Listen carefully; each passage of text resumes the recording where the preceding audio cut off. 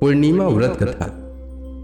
द्वापर युग में एक समय की बात है, यशोदा जी ने भगवान श्री कृष्ण से कहा, हे कृष्ण, तुम सारे संसार के उत्पन्न करता, पोषक तथा उसके संहार करता हो। आज कोई ऐसा व्रत मुझसे कहो जिसके करने से मृत्यु लोक में स्त्रियों को विधवा होने का भय न रहे तथा यह व्रत सभी मनुष्यों की मनोकामनाएं पूर्ण करने वाला हो। श्री कृष्ण भगवान ने कहा, हे माता, तुमने अति सुंदर प्रश्न किया है। मैं तुमसे ऐसे ही व्रत को सविस्तार कहता हूँ। सौभाग्य की प्राप्ति के लिए स्त्रियों को 32 पूर्णमासियों का व्रत करना चाहिए।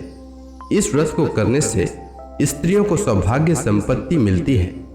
यह व्रत अचल सौभाग्य देने वाला एवं भगवान शिव के प्रति मनुष्य मात्र की भक्ति को बढ़ाने वाला है। यशोदा मैया ने कहा, हे कृष्ण, सर्वप्रथम इस व्रत को मृत्यु लोक में किसने किया था? इसके विषय में विस्तार पूर्वक मुझसे कहो। श्री कृष्ण भगवान ने कहा कि इस भूमंडल पर एक अत्यंत प्रसिद्ध राजा चंद्रहास से पालित अनेक प्रकार के रत्नों से परिपूर्ण कार्तिका नाम की एक नगरी थी। वहां पर धनेश्वर नाम का एक ब्राह्मण था और उसकी स्त्री अति सुशीला रूपवती थी। दोनों ही उस नगरी में बड़े प्रेम के साथ रहते थे। घर में धन धान्य आदि की कोई कमी नहीं थी। उनको एक बड़ा दुख था कि उनके कोई संतान नहीं थी। इस दुख से वह अत्यंत दुखी रहते थे।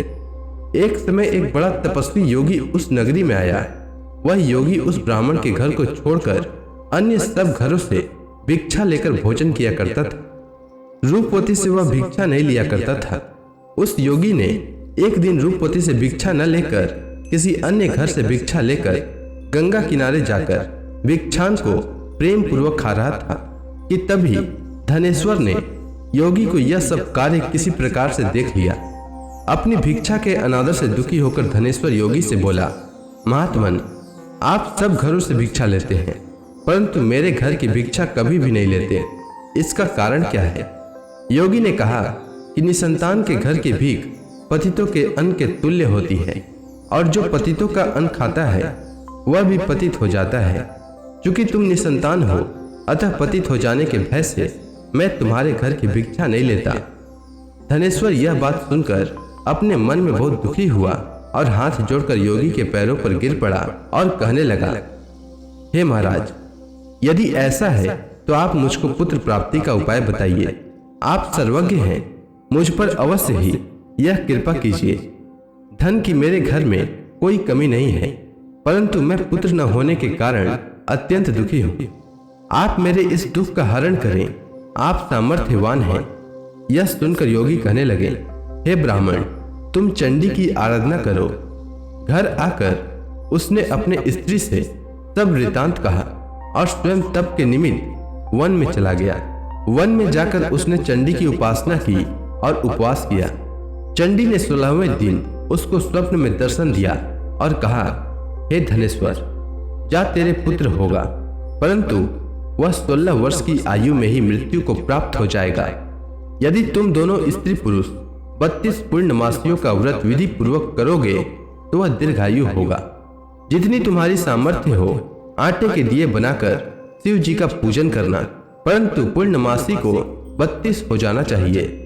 प्रातः काल होने पर इस स्थान के समीप ही तुम्हें एक आम का वृक्ष दिखाई देगा। उस पर तुम चढ़कर एक फल तोड़कर शीघ्र अपने घर चले जाना। अपनी स्त्री से सब वृतांत कहना। ऋतु स्नान के पश्चात वह स्वच्छ होकर श्री शंकर जी का ध्यान करके उस फल को खा लेगी। तब शंकर भगवान की कृपा से उसको गर्भ हो जाएगा। जब वह ब्राह्मण प्रातः काल उठा तो उसने उस स्थान के पास ही एक आम का वृक्ष देखा जिस पर एक अत्यंत सुंदर आम का फल लगा हुआ था।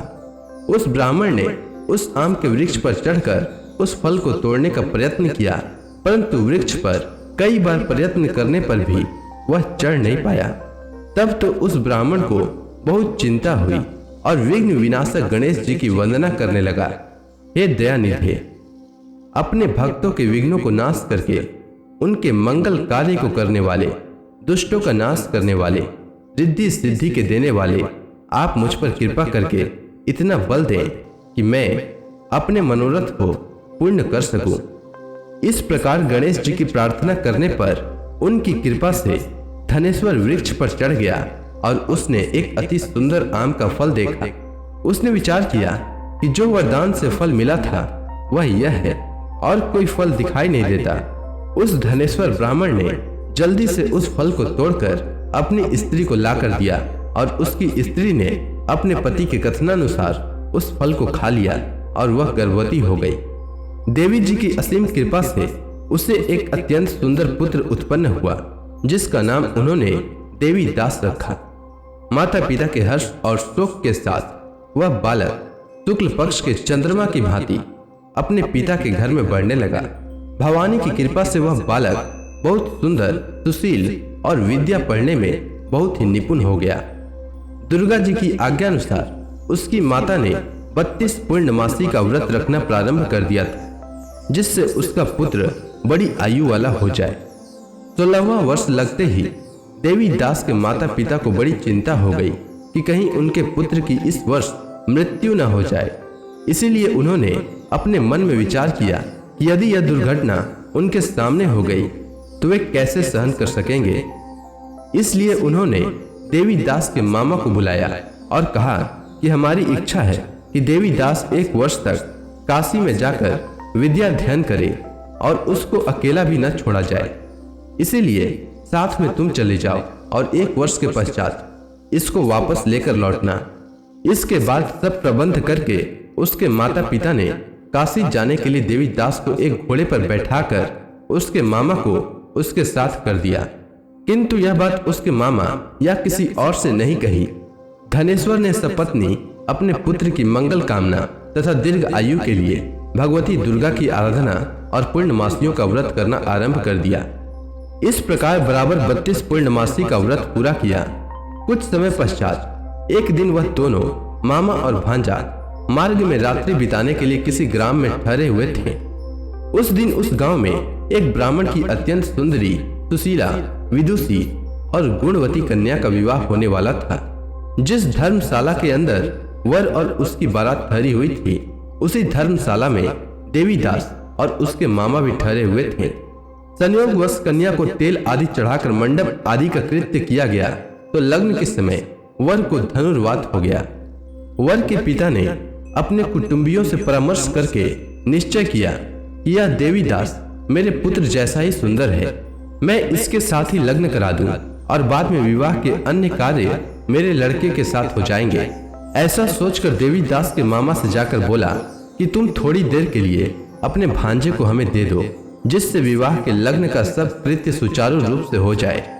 तब उसका मामा कहने लगा कि जो कुछ भी मधु पर्क आदि कन्यादान के समय वर को मिले वह सब हमें दे दिया जाए, तो मेरा भांजा इस बारात का दूल्हा बन जाएगा। यह बात वर के पिता ने स्वीकार कर लेने पर उसने अपना भांजा वर बनने को भेज दिया और उसके साथ सब विवाह कार्य रात्रि में विधि पूर्वक संपन्न हो गया। पत्नी के साथ वह भोजन न कर सका और अपने मन में सोचने लगा कि न जाने यह कैसी स्त्री होगी। वह एकांत में इसी सोच में गर्म निश्वास छोड़ने लगा तथा उसकी आंखों में आंसू भी आ गए। तब वधू ने पूछा कि क्या बात है, आप इतने उदासीन व दुखी क्यों हो रहे हैं। तब उसने सब बातें जो वर के पिता व उसके मामा में हुई थी उसको बतला दी। तब कन्या कहने लगी, यह ब्रह्म विवाह के विपरीत हो कैसे सकता है। देव, ब्राह्मण और अग्नि के सामने मैंने आपको ही अपना पति बनाया है, इसलिए आप ही मेरे पति हैं। मैं आपकी ही पत्नी रहूंगी, किसी अन्य की कदापि नहीं। तब देवीदास ने कहा, ऐसा मत करिए, क्योंकि मेरी आयु बहुत थोड़ी है। मेरे पश्चात आपकी क्या गति होगी, इन बातों को अच्छी तरह विचार लो। परंतु वह दृढ़ विचार वाली थी। बोली कि जो आपकी गति होगी वही मेरी गति होगी। हे स्वामी, आप उठिए और भोजन करिए, आप निश्चय ही भूखे होंगे। इसके बाद देवीदास और उसकी पत्नी दोनों ने भोजन किया तथा शेष रात्रि वे सोते रहे। प्रातःकाल देवीदास ने अपनी पत्नी को 3 नगों से जड़ी हुई एक अंगूठी दी, एक रुमाल दिया और बोला, हे प्रिय, इसे लो और संकेत समझकर स्थिर चित्त हो जाओ। मेरा मरण और जीवन जानने के लिए एक पुष्प वाटिका बना लो, उसमें सुगंधी वाली एक 9 मल्लिका लगा दो। उसको प्रतिदिन जल से सींचा करो और आनंद के साथ खेलो कूदो तथा उत्सव मनाओ। जिस समय और जिस दिन मेरा प्राण अंत होगा, ये फूल सूख जाएंगे, और जब ये फिर हरे हो जाएं, तो जान लेना कि मैं जीवित हूँ। यह बात निश्चय करके समझ लेना, इसमें कोई संशय नहीं है। यह समझाकर वह चला गया। प्रातः काल होते ही वहां पर गाजे बाजे बजने लगे, और जिस समय विवाह के कार्य समाप्त करने के लिए वर तथा सब बाराती मंडप में आए, तो कन्या ने वर को भली प्रकार से देखकर अपने पिता से कहा, यह मेरा पति नहीं है। मेरा पति वही है जिसके साथ रात्रि में मेरा पानी ग्रहण हुआ था। इसके साथ मेरा विवाह नहीं हुआ है। यदि यह वही है तो बताए कि मैंने इसको क्या दिया। मधुपर्क और कन्यादान के समय जो मैंने भूषण आदि दिए थे उन्हें दिखाए, तथा रात में मैंने क्या गुप्त बातें कही थी वह सब सुनाए। पिता ने उसके कथनानुसार वर को बुलवाया। कन्या की यह सब बातें सुनकर वह कहने लगा कि मैं कुछ नहीं जानता। इसके पश्चात लज्जित होकर वह अपना मुंह लेकर चला गया, और सारी बारात भी अपमानित होकर वहां से लौट गई। भगवान श्री कृष्ण बोले, हे माता, इस प्रकार देवीदास काशी विद्या अध्ययन के लिए चला गया। जब कुछ समय बीत गया तो काल से प्रेरित होकर एक सर्प रात्रि के समय उसको डसने के लिए वहां पर आया। उस विषधर के प्रभाव से उसके शयन का स्थान चारों ओर से विष की ज्वाला से विषैला हो गया, परंतु व्रत राज के प्रभाव से उसको काटने न पाया, क्योंकि पहले ही उसकी माता ने 32 पूर्णिमा का व्रत कर रखा था। इसके बाद मध्याह्न के समय स्वयं काल वहां पर आया और उसके शरीर से उसके प्राणों को निकालने का प्रयत्न करने लगा, जिससे वह मूर्छित होकर पृथ्वी पर गिर पड़ा। भगवान की कृपा से उसी समय पार्वती जी के साथ श्री शंकर जी वहां पर आ गए। उसको मूर्छित दशा में देखकर पार्वती जी ने भगवान शंकर से प्रार्थना की कि हे महाराज, इस बालक की माता ने पहले 32 पूर्णिमा का व्रत किया था, जिसके प्रभाव से हे भगवान आप इसको प्राण दान दें। भवानी के कहने पर भक्त वत्सल भगवान श्री शिव जी ने उसको प्राण दान दे दिया। इस व्रत के प्रभाव से काल को भी पीछे हटना पड़ा और देवी दास स्वस्थ होकर बैठ गया। उधर उसकी स्त्री उसके काल की प्रतीक्षा किया करती थी। जब उसने देखा कि उस पुष्प वाटिका में पत्र पुष्प कुछ भी नहीं रहे, तो उसको अत्यंत आश्चर्य हुआ, और जब वह वैसे ही हरी भरी हो गई तो वह जान गई कि वह जीवित हो गए। यह देखकर वह बहुत प्रसन्न मन से अपने पिता से कहने लगी कि पिताजी, मेरे पति जीवित हैं, आप उनको ढूंढिए। जब 16वां वर्ष व्यतीत हो गया तो देवी दास भी अपने मामा के साथ काशी से चल दिया। इधर उसके ससुर उसको ढूंढने के लिए अपने घर से जाने वाले ही थे कि वह दोनों मामा भांजा वहां पर आ गए। उसको आया देखकर उसका ससुर बड़ी प्रसन्नता के साथ अपने घर में ले गया। उस समय नगर के निवासी भी वहां इकट्ठे हो गए और सबने निश्चय किया कि अवश्य ही इसी बालक के साथ इस कन्या का विवाह हुआ था। उस बालक को जब कन्या ने देखा तो पहचान लिया और कहा कि यह तो वही है जो संकेत करके गया था। तदुपरांत सभी कहने लगे कि भला हुआ जो यह आ गया, और सब नगरवासियों ने आनंद मनाया। कुछ दिन बाद देवीदास अपनी पत्नी और मामा के साथ अपने ससुर के घर से बहुत सा उपहार आदि लेकर अपने घर के लिए प्रस्थान किया। जब वह अपने गांव के निकट आ गया तो कई लोगों ने उसको देखकर उसके माता पिता को पहले ही जाकर खबर दे दी कि तुम्हारा पुत्र देवीदास अपनी पत्नी और मामा के सहित आ रहा है। ऐसा समाचार सुनकर पहले तो उन्हें विश्वास ही नहीं हुआ, किंतु जब और लोगों ने भी आकर उनकी बात का समर्थन किया तो उनको बड़ा आश्चर्य हुआ। लेकिन थोड़ी देर में देवीदास ने आकर अपने माता पिता के चरणों में अपना सिर रखकर प्रणाम किया, और उसकी पत्नी ने अपने सास ससुर के चरणों को स्पर्श किया तो माता पिता ने अपने पुत्र और पुत्र वधू को अपने हृदय से लगा लिया, और दोनों की आंखों में प्रेम आंसू बह चले। अपने पुत्र और पुत्र वधू के आने की खुशी में धनेश्वर ने बड़ा भारी उत्सव किया और ब्राह्मणों को भी बहुत सी दान दक्षिणा देकर प्रसन्न किया। श्री कृष्ण जी कहने लगे कि इस प्रकार धनेश्वर 32 पूर्णिमाओं के व्रत के प्रभाव से पुत्रवान हो गया। जो भी स्त्रियां इस व्रत को करती हैं वे जन्म जन्मांतर में वैधव्य का दुख नहीं भोगती और सदैव सौभाग्यवती रहती है। यह मेरा वचन है। इसमें कोई संदेह नहीं मानना। यह व्रत पुत्र पौत्रों को देने वाला तथा संपूर्ण मनोकामनाओं को पूर्ण करने वाला है।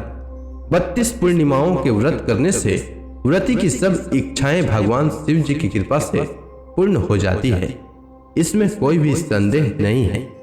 तो इसी के साथ पूर्णिमा व्रत कथा पूर्ण होती है। तो प्रेम से बोली भगवान विष्णु की जय, श्री कृष्ण भगवान की जय, लक्ष्मी माता की जय, तुलसी माता की जय, समस्त देवी देवताओं की जय।